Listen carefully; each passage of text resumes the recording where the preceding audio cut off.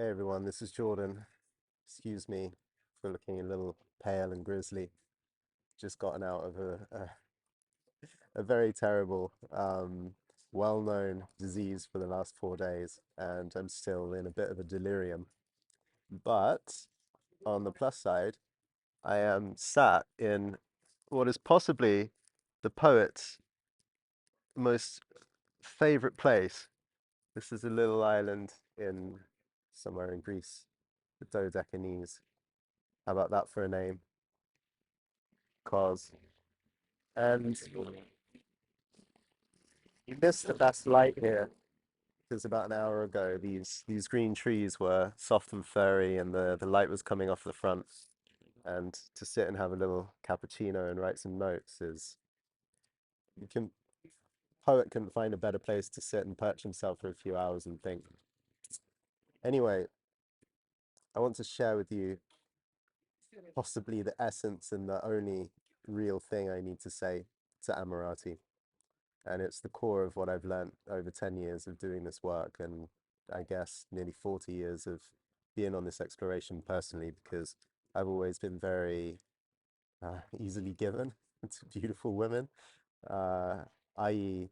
the inspiration and love that I've felt towards women seems to have been much more normal than, much bigger than what most normal guys feel, and enough to get me involved in this kind of community and work for so long. So the essence of it is this: the greatest power, no, I'll say it another way. You know the whole thing, boy meets girl, boy falls in love with girl. Well, that second piece of the equation, boy falls in love with girl, the very simple feeling of you feeling attracted to someone enough, that you resonate with someone enough, that you feel erotically drawn to someone enough, and that enough is so much that it overwhelms all your system to the point where it opens your heart and you really fall in love. Like there are loving feelings starting to come through. Uh, some people don't like it.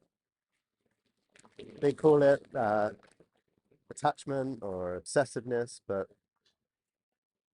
I think it's good old-fashioned simple falling in love. I think it's the most transformative energy that we'll ever know in our lives, and it's the most transformative and powerful energy that most women will ever know in their lives, and it's the only thing that women long for. And when Zan says in his book, "What do women want?" it's very, very clear what women want. Women want for a man to fall in love absolutely and maximally, and with all the attention and power and strength and virility and inspiration and excitement that come included in this rapture, this falling in love feeling. They want to receive all of that from a man, just in an abundance, unending. They want to inspire a man to open his heart that transcendently, and that the man is so inspired that he does great, incredible demonstrations and acts of love back to her. Whether that be, build his version of a Taj Mahal, or commit himself to a very beautiful family life with her, or have the best sex that anyone could ever imagine having in a lifetime. Like nothing left behind sex. So, boy falls in love with girl. That's it. If that energy comes through you, if you're blessed, because it only happens a few times, I think, in our lives, if you're blessed for that particular energy, that falling in love to come through you, then your task is to learn how to channel that, not suppress it, not um, kind of turn it into some kind of scheme or game, but actually allow yourself really to fall in love. And there was a couple of nice sentiments on the call that we did last time out, which is surrender is not people talk about surrender. I read Surrender Experiment. I'm just going to stop trying in my work and say yes to invitations and take it easy and so on. Surrender is a beastly thing. Like when you fall in love with a girl like this, you've probably got a lot of wounding and pain that tells you not to do it.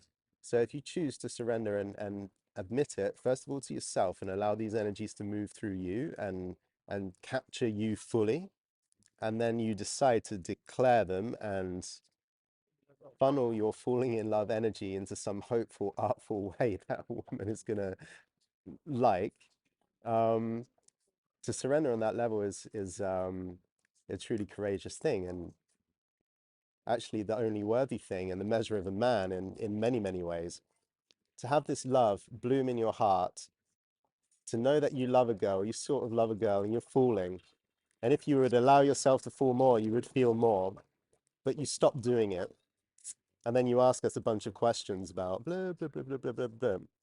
It's the definition of cowardice, because you know exactly what you feel, but you're keeping a lid on it. Anyway, that energy is a spiritual gift. And I think quite a few of us in this group have had that. And when it comes to pass, whether you get the girl or whether you fail, it doesn't really matter, because if you own how much you fell in love and you allowed the loving feeling to fill up your body and you declared it anyway and you tried, well, you got up on that surfboard and the wave was really big and you tried to ride it and you got a bit of purchase and you tried to ride it. Anyone who gets up on the big wave is a real brother, because they showed courage, because it's the hardest thing actually to own that force of love, because it is so transformative. And if you fail, then of course you're very likely to be plunged into your deepest inner demons of unworthiness and so on. But like, fuck it, you've got no time for avoiding your inner demons of unworthiness and shame and all that kind of bullshit. You just have to fucking go there and take care of those parts of you and heal them as quick as possible. And if it's going to be like ripping off the band-aid to go down and get there, like, just get it done, because there is no more time in your life to waste being miserly and petty and withdrawing, withholding your love from women and from yourself, because that's why you're divided and split, and that's why you walk and talk with no conviction about yourself. Because as soon as the force of love comes up, it's like, oh, does it mean this or does it mean that?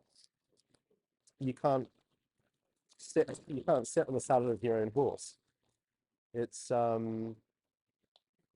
very graying to look at a man who can't do this. So, not mincing my words, clearly,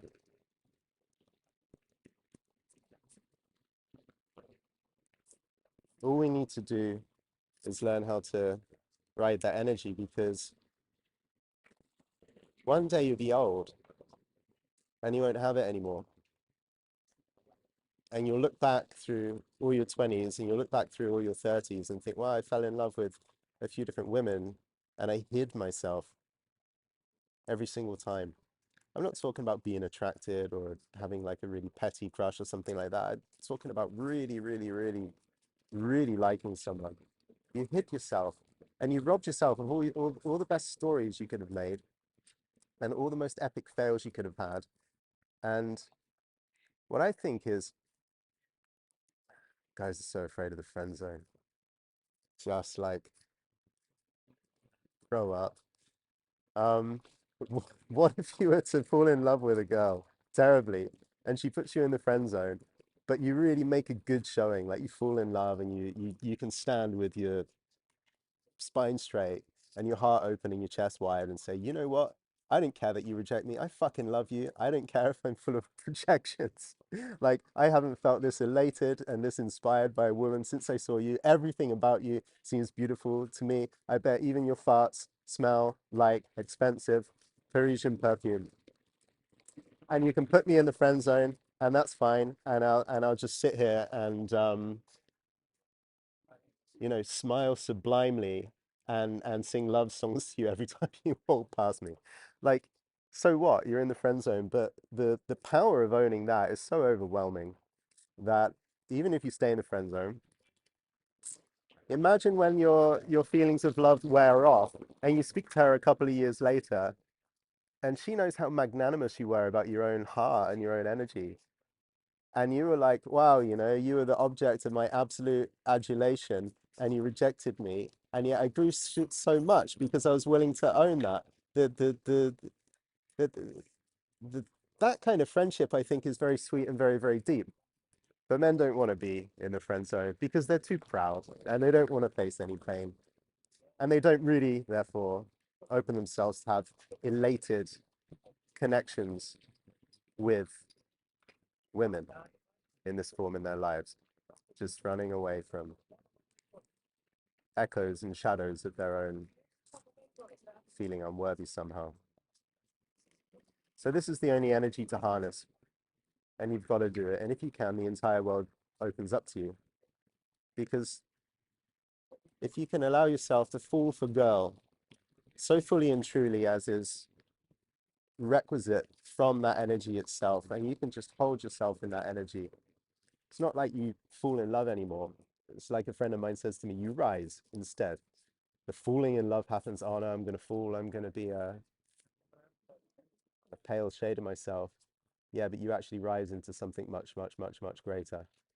So you got to have the courage for that.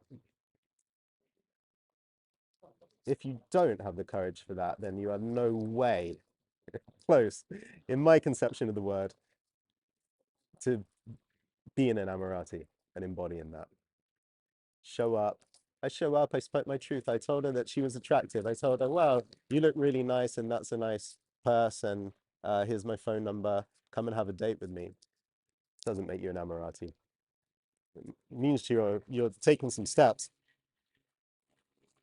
But there's one real step, and we know really what it's all about, which is you want to be ready to give your best, most dignified showing when one of those true women that is like she's like an old golden elevator that can take you straight up to the sublime. When she shows up in your life, you've got to show up fully for it. And that's about it. Everything else that we talk about here is kind of you know, yesterday's news, football gossip. Seems interesting, but it's just kind of a newspaper rolling along the floor like tumbleweed. Did you show up for your life's deepest cases of falling in love? And that's the only thing that your life will be measured by in the end. So if you want to continue and if you want to hear more from me, there are three ways. First of all, if you're not already, you can hit subscribe. And with that, I also put out all of my latest writing on Substack. So the link is just below. Subscribe to this YouTube channel, subscribe to me over on Substack so that you never miss a thing. The second way is if you do want to speak to me about any of your own personal questions, my office now is open. I offer a handful of coaching sessions every single month to new people that I haven't met before. So just click below and you can book a session with me in my calendar. And then thirdly, I do lead a number of mastermind courses and live retreats. So if you want to work with me personally over an extended period of time, there are a number of ways that you can do that. As a first stop shop, I very highly recommend my program, Lover, Outlaw, Trickster, Magician. This is a comprehensive guide to your embodiment, how you can build a daily practice that puts you more in touch with different aspects of your own awareness and importantly enlivens the fundamental energy and life force that you feel in your body. Links are all there below. I hope to see you soon in the next video.